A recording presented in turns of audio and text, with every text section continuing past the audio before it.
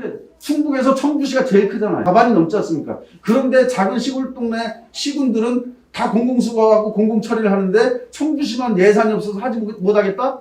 이 말이 안 되는 거죠.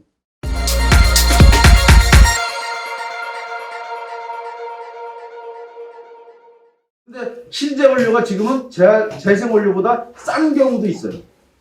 그러니까 재활용 원료를 아예 안 쓰겠죠. 그러면 지금 아시다시피 태평양 한가운데 한반도 9배 면적에 달하는 폐플라스틱 쓰레기 섬이 존재하고 있다고 하지 않습니까?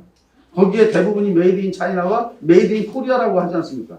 이 자원에 대해서 어떻게 할 거냐? 수지분반 업체들은 생존 자체가 안 돼서 포기하고, 그러면 공동주택에서는 그거를 쌓아놓고 있을 수는 없고, 청주시에 그 반드시 민원을 넣게 될 텐데 대책을 만드는 게 맞는 것이고요. 플라스틱 자체는, 플라스틱하고 폐비닐은 유가의 문제 때문에도 앞으로도 가격이 올라갈 가능성이 없다는 거죠. 그런데 시장적 가치가 없다고 해서 자원의 문제를 소각할 거냐? 자원순환 사회를 지향하는 우리 사회와 그리고 세계적인 어떤 목적이 있는데, 목표가 있는데, 자원순환 사회를 만들겠다고 하는 세계적인 목표가 있는 건데 그거를 포기할 거냐? 이건 아니지 않습니까? 청주시는 2018년도 4월부터 8월까지 5개월간 한시적으로 폐플라스틱 수거에 대해서 공공수거를 했어요. 그래서 청주시는 아주 잘했다고 칭찬이 자자했고, 언론에서도 다 그렇게 나왔고, 언론을 통해서 지속적으로 하겠다고 약속을 한 바가 있습니다. 그런데 5개월이 끝나자 이게 안정화되는 것 같으니까 업체와 약속했던 거, 언론을 통해서 국민들과 약속했던 거를 그냥 없애버렸어요. 그러니까 또 이런 상황이 2년 후에 이런 상황이 나타나니까 바로 문제가 또 제기되는 거 아닙니까? 플라스틱 문제는 오늘 당장의 문제가 아니라 계속적인 문제입니다. 그래서 이거는 근본적인 대처 방안이 있어야 된다고 하는 것이고요. 두 번째, 환경부에서 3월 24일 날 국무회의를 통해서 그 폐기물 국가간 이동 금지와 관련한 그 법이 일부 시행령이 개정이 됐습니다. 폐지, 고철, 플라스틱 등 폐기물에 대한 수입을 금지할 수 있는 그 방법이 생겼어요. 3월 24일 날 국무회의가 통과되고 3월 31일 날 공포하고 시행이 됐습니다. 그러면 시행은 내년 초가 될 텐데 제지회사, 그 제철회사들이 지금 폐지하고 고철을 잔뜩 수입하는 거예요.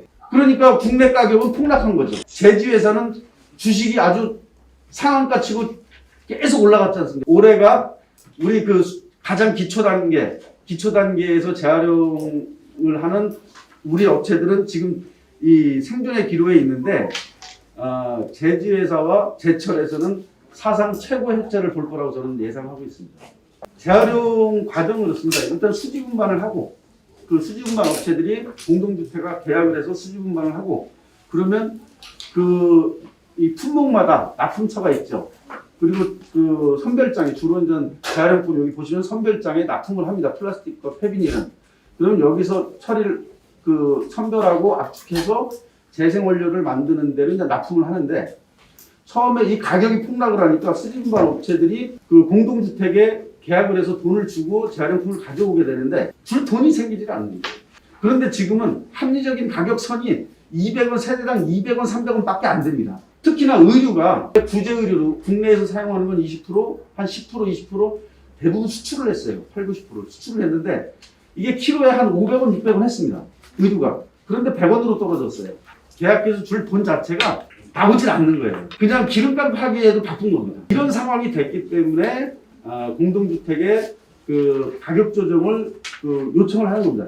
일반적인 상황에서 가격이 떨어지는 거는 저희가 감수하죠. 그런데 환경부에서 가격 폭락, 가격은 한 40%가 떨어졌고 폐의류는 80%가 떨어졌는데 40% 떨어진 것만 계산해서 아파트 쪽에 보낸 거예요.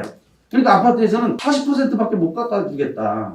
뭐 30몇 %밖에 못 깎아주겠다. 이렇게 얘기를 하는 거예요. 그런데 폐의류가 떨어진 건 그 통계에 반영을 안 했어요. 그러니까 이런 식으로 행정을 하니까 또 문제가 된 거죠. 혼란이 생긴 거죠. 지금은 아파트의 월정액 1000세대 기준으로 세대당 1000원을 주면 100만 원을 줘야 되는데 종합해서 팔아도 100만 원이 안 나와요. 그러면 인건비하고 기름값하고 이건 다 손해죠. 그러니까 유지가 안 되는 거예요. 그렇게 되면, 그리고 폐플라스틱 같은 경우 폐비닐은 예전부터 수지분반 업체가 가지고 와서 선별장 업체에게 자기가 일을 해서 계약해서 돈 주고 자기가 일을 해서 또 선별장에 갖다 주면 또 선별장에 처리비를 줘야 돼요. 선별장도 처리비를 받고 있습니다만 그것 자체가 훨씬 모자라요. 선별장도.